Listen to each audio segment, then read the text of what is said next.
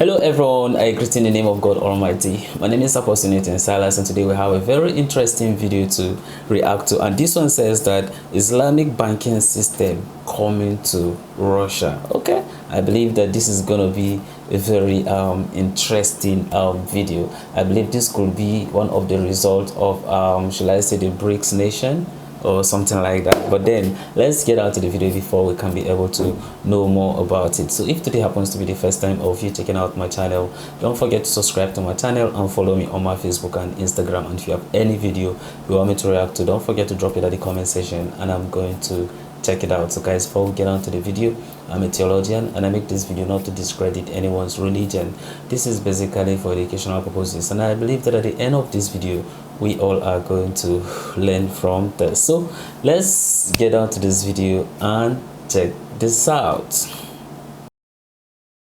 Back in July, Russia's lower house of parliament passed a bill to introduce an experimental Islamic banking system in the country's mostly Muslim regions. The pilot project will start on September 1st and will last for 2 years.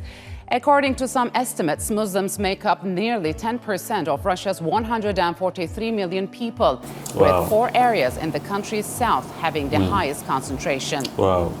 By next month, the Russian regions of Chechnya, Dagestan, Tatarstan, and Bashkortostan will have the option of conducting their finances in an Islamic-based banking system. Russian financial analysts believe that changes will help the country build new economic links with Muslim countries across the Gulf and Asia. Islamic banking practices forbid the charging of interest on loans and instead offer partnerships and participation in both profits and losses on certain investments. The system is gaining global popularity in financial hubs like London, Kuala Lumpur, Riyadh, and Dubai. The move comes as Russia looks for new economic partners amid ongoing Western sanctions. As Muslims, we believe that the Islamic banking system is the only acceptable system. All interest-based systems are forbidden. The Prophet, peace be upon him, said that Allah curses the one who consumes riba, the one who gives it, the one who witnesses over it, and the one who writes down the transaction. It is amongst the major sins in Islam, as this evil practice that is widespread today completely destroys society. And we will indeed witness the collapse of the Western monetary system. It's similar to a time bomb that will eventually self-destruct upon itself, with damages that will be unlike ever before in history. Just take a look at the world debt clock. The public debt to GDP ratio in America is at a staggering 91.90%. I'm Muslim and I try to stay away from riba, and riba one of the biggest sin Allah mentioned in Quran, and people underestimate this. Riba can kill not couple people, they kill all like cities, countries. You know, I know a lot of people like big businessmen, when they realize what is this riba, and they have like big contracts they offer, like big banks. They want to invest, and when they understand this is riba, they say no. They say no, only 1%, no, 0.5%, no.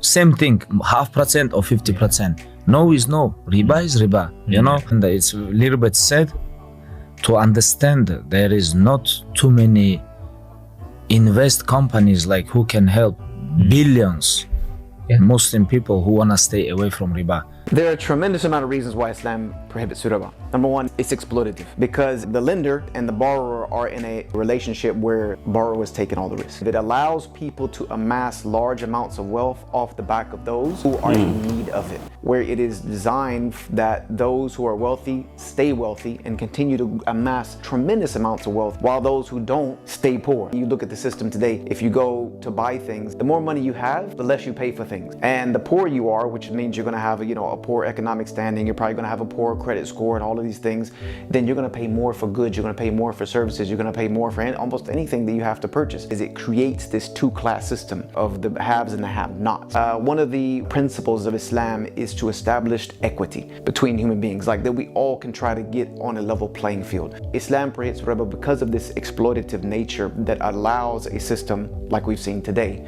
where people have and people don't.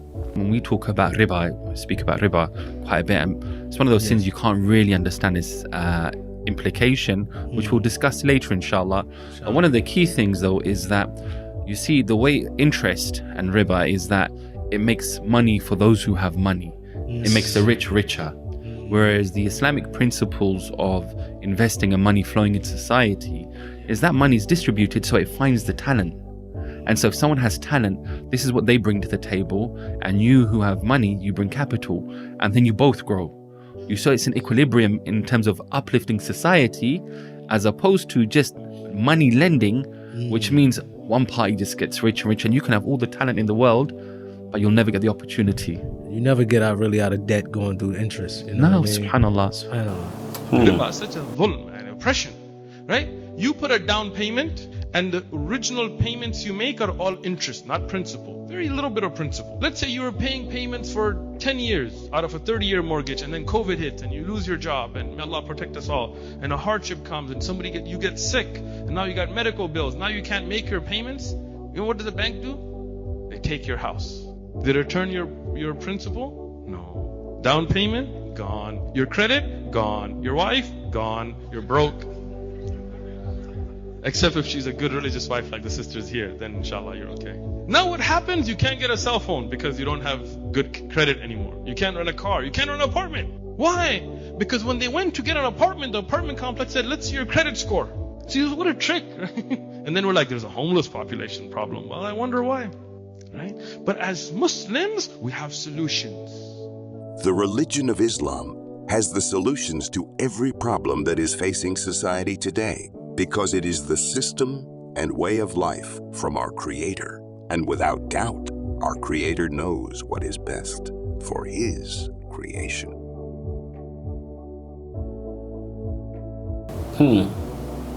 Wow. This is interesting. This is very interesting video about this Islamic banking system, you understand, that is being introduced to Russia. Now, I do not have access to some of the policies that guide, you understand, some of this Islamic banking system and how they are going to operate. But then when you listen to this video, of course, they're talking about riba, that is interest. And I see this riba and interest as a very vast topic that you kind of need logic to be able to understand, you understand, what some of these things, you understand, means. I know that, you understand, in the Quran, or maybe probably in the hadith of the Prophet, that was, shall I say, advising or saying that Muslims should not, you understand, engage themselves, you understand, in this riba. And that's when he went further to talk about how God is going to punish, you understand, the ones who collected, who even wrote it down, and then who even give, you understand, those riba. It means that it has a lot of implications. And then in my own understanding, I feels like this riba thing or the interest was being discouraged because maybe probably the people as of that time were being, you understand, exploited. And then that's why, you understand, maybe the Prophet feels like, no, look, this interest or this riba thing, you understand, should not be found, you understand, in between, you understand, Muslim. And then therefore, if somebody, you understand, have a need, then therefore you should be able to walk up to the person, explain to the person. Then if the person give to you,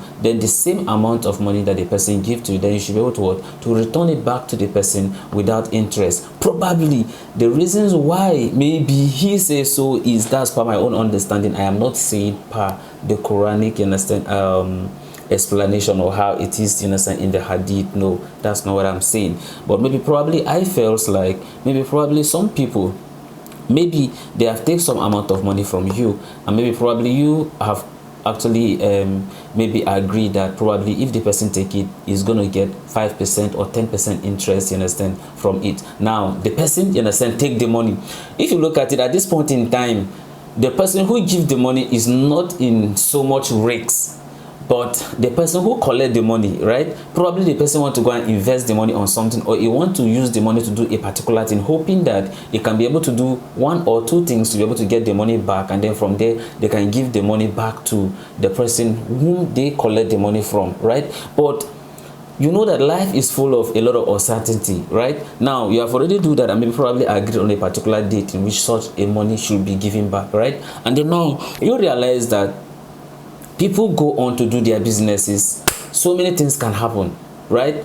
Maybe something could happen. It could be government policies, it could be natural disasters, you know, something can happen, and then it can affect that very particular business. But then what that is there is the person who gives you, in a sense, that very money. You have to return that money back to the person, and then together with interest. So let's look at it in the way that maybe probably something happened. At that point in time, that person is going to become what? Very depressed. That person, if care is not taken, depending on the amount, you have been hearing people, you understand, committing suicide or become very depressed. And why? Because of maybe the excess loans or things that they have taken, and the money have borrowed from people that they cannot be able to pay back. It's not everyone who can handle it. Some people, you understand, can even commit suicide in the process, and then maybe that's why the prophet first like, no, let's just discourage people from doing this kind of a thing, which is my personal opinion, though I may not know. It could be why, you know, say he says so. I believe that the Muslim will understand much more better to why he says so. But then one thing that maybe that calls my attention to this this riba thing when I was watching this video is, now let's look at it this way. Let's assume I have some amount of money. Probably I have let's say $50, and then somebody came to me, hey, Apostle, please, I need $50, and I said I want to make use of it to do this, to do that. Now me, in the other way around, I have the $50. Probably I kind of have this money and I want to use to do something, right? Maybe to do something that can be able to like help me to be able to make either more of the money or something, right? Now I give the money back to the person in the hope that I'm going to get that $50 maybe probably in the next 6 months or in the next 1 year, for instance. It's just an instance. Now after that very point time, then the person bring back the $50, or you understand, yeah, without any interest, right? Then what is the gain? Or maybe probably as he go, then maybe something could happen and then maybe the money is gone. But then let's assume that he bring back the money. There is something that will happen to the money. You bear with me that the $50 of last year is different from $50 of today. Why? Because of what? Inflation. Inflation always acts in our economy, and if inflation acts in our economy, it means that the prices of the goods and in a sense, they go high, they increase, right? Therefore, what you used to use $50 to buy as of last year, maybe probably you need to spend what, around $60 or $70 or even close to $80 to buy what you used to buy $50 as of last year. Now I gave this money that could have kept it. Now I gave it out, and at the end of the day, the money have devalued. What do you think in a sense should happen to such a person? I want us to be very logical in trying to kind of explaining these kind of things. So at that point in time, don't you think that if we says that we should not do that, it's going to discourage people from giving out in a sense monies in trying to help some kind of people, that then they'll feel like, okay, fine, I don't want to give you because probably if I give you, something might happen to it, and if something might happen to you, what will I do? Maybe probably nothing. So therefore, let me not even help the person. But then why not? Then maybe some people could feel like, maybe probably I feel maybe that's why some people feel like, okay, fine, why not I give to the person, and then knowing fully whether I'm going to have a little interest in it, which can kind of balance the inflation. Because whether we like it or not, there's always inflation, and then since there's inflation, the purchasing power of that very, you understand, of that money, of that currency, always, you understand, it does go low. There's the money always, you understand, depreciate, and then therefore the prices of the goods and services that maybe probably you want to buy always go high, right? So what do you think we should do? Don't you think that if, you understand, all those things have been taken off? Because if we are to look at this video, then I could interpret it this way, that as a Muslim, you are not supposed to work in a bank. That's how I understand it. It means as a Muslim, you are not supposed to work in a bank. Why? Because banks, in a sense, give out loans, and then they gain interest from it. You see the thing? And then this video have made us to understand that God is going to punish who writes it down. So you may say that, oh, but I don't know, give interest. But as far as you're in the bank do that, so automatically, you understand, you're going to get punished. But therefore, that's my own way of interpreting this. I know that a lot of you have thought an opinion concerning this and how you understand this very riba thing.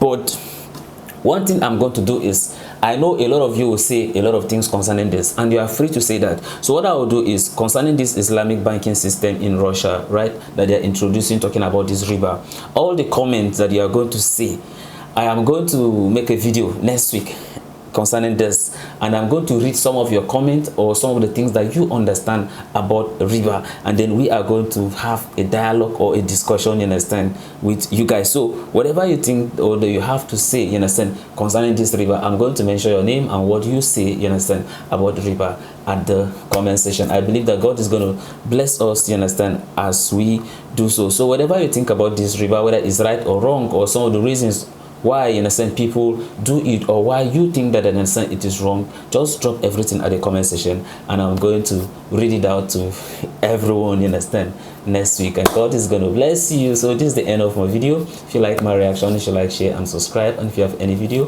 you want me to react to, don't forget to drop it at the comment section, and I'm going to check it out. Don't always forget to drop where you are commenting from, and I see you next week. Bye bye.